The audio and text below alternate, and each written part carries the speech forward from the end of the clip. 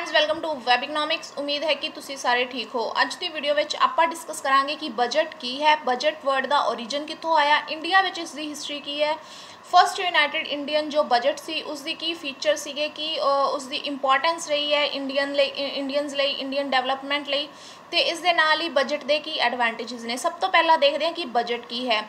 Budget चाहे किसी firm का होए, इंस्टीट्यूशन का होए, इंडस्ट्री का होए या फिर किसी नेशन का, एक प्लान स्टडी है, एक प्लान है, एक प्रिपेयर किया होया ओवरव्यू है कि आने वाले महीने में, आने वाले साल में असी ये एक्सपेंडिचर्स करने ने, इस तरह सानू रेवन्यू होएगा, ये असी डैट्स क्लीयर करने ने। जो ये सारी स्टडी है एक पर्टिकुलर पीरीयड लई हुंदी है, तो पर्टिकुलर अमाउंट ते बेस हुंदी है, इसनू बजट कहा जाता है। फॉर एग्जाम्पल जो इंडियन बजट है वो पूरे एक फाइनैंशियल ईयर लिए प्रिपेयर किया जाता है, कितों फंड्स आएंगे, कि गिफ्ट मनी मिलेगी, कि नेशनस तो लोन लेने ने, कि रीपे करने ने उन्होंने जो लोन्स लए हुए ने। ये जो सारी एक प्लान है, एक ओवरव्यू हुंदा है पूरे फाइनैंशियल ईयर का, उसनू बजट कहा जाता है। नैक्सट देखते हैं कि जो बजट वर्ड है इसका ओरिजिन कितों होया। जो बजट वर्ड है ये फ्रेंच वर्ड बुजेट तो लिया गया, जिसका मतलब है रेड लैदर बैग। फ्रेंच विच जो ट्रेडिशन सी कि वो जो अपना बजट रिप्रजेंट करते सी एक रेड लैदर बैग विच करते सी, उसनू बुजेट कहा जाता सी, जिसनू अल्टरनेटिवली परस या वॉलेट भी कहा जाता है। उस तो ही बजट वर्ड जो अगे चल के फेमस हो गया, किसी भी चीज़ लिए, एक प्लान स्टडी लिए इसनू बजट कहा जान लग पाया। हुण देखते हैं कि इंडिया विच हिस्टरी की है बजट की।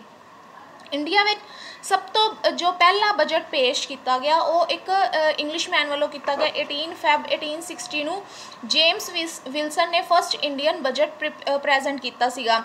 पीसी महालोनिबस नू is the father of Indian budget कहा जाता है। वो फाउंडर सी इंडियन स्टैटिस्टिक्स दे ते नाल ही प्लैनिंग कमीशन दे फर्स्ट चीफ भी सी। नैक्सट देखते हैं कि जो फर्स्ट यूनाइटेड इंडिया का बजट सी उसकी की इंपॉर्टेंस रही है। जो फर्स्ट यूनाइटेड इंडियन बजट सी इसनू सब तो पहला इंडिपेंडेंट इंडिया का जो पहला बजट सी इसनू आर.के. शनमुख शेट्टी ने 26 नवंबर 1947 ਨੂੰ पेश किया।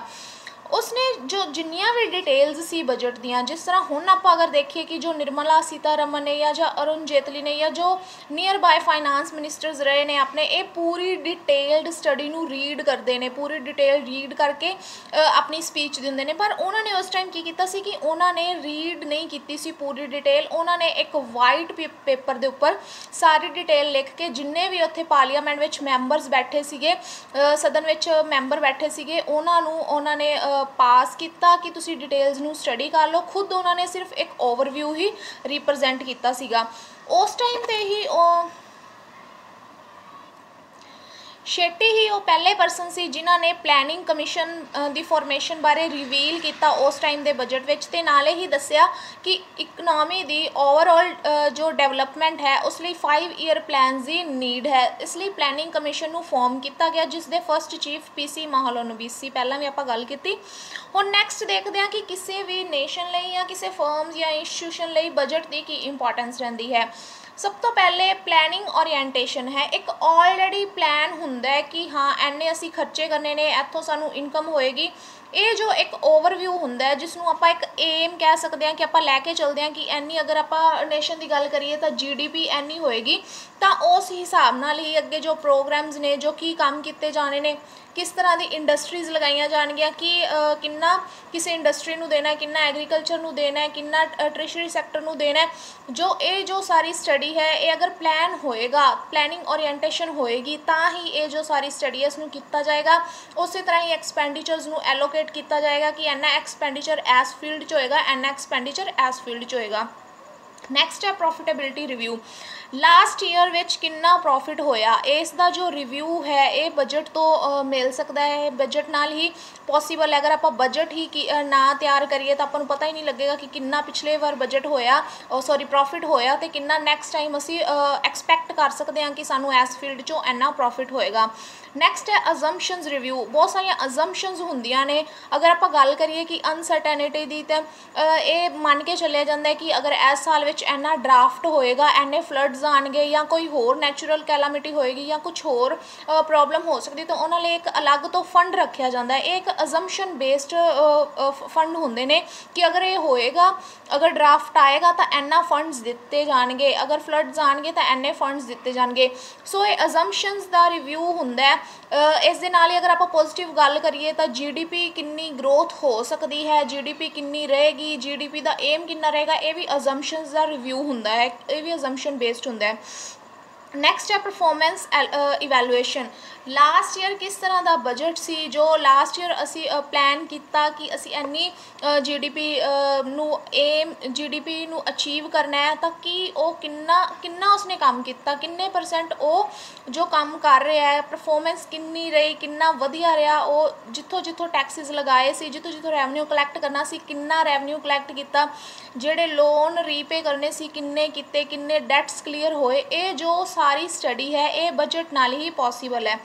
प्लैंड डेवलपमेंट, किसी भी इकोनमी, किसी भी फर्म, किसी भी इंस्टीट्यूशन की अगर आप प्लैंड डेवलपमेंट की गल करिए तो भी सिर्फ बजट नाल ही पॉसीबल है।